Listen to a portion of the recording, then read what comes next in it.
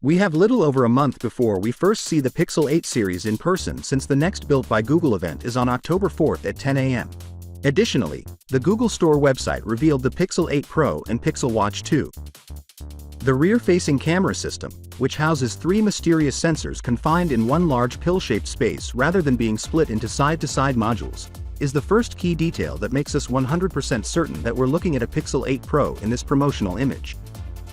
In addition to the triple shooter system, there are two additional sensors instead of one, and the component at the top probably functions as a traditional LED flash.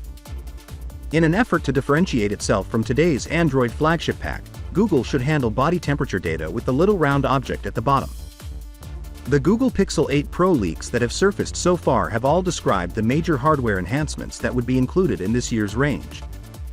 The Pixel 7 series from last year had very minor camera enhancements, but it seems that won't be the case this year. In order to improve imaging capabilities, the business is expected to employ a larger and more modern 50-megapixel Samsung GN2 sensor and move to a 64-megapixel ultra-wide shooter on the Pixel 8 Pro. Although Google intends to introduce a new camera UI on its 2023 Pixels, a recent leak provides a good glimpse at the updated interface, so the upgrades won't be restricted to only the hardware. A 6.7-inch QHD plus LTPO OLED screen with a 120Hz refresh rate will be included in the Pixel 8 Pro. The device will be driven by the Google Tensor G3 SoC and will have a Titan security chip in Tau. There may be two variants, each with 12 GB of RAM.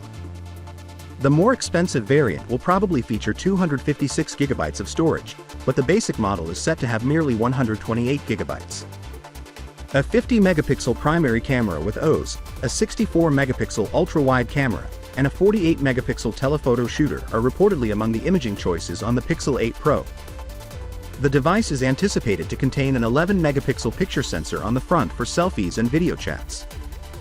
The device is set to run Android 14 out of the box and feature a 4,950 mAh battery with support for 27-watt wired charging.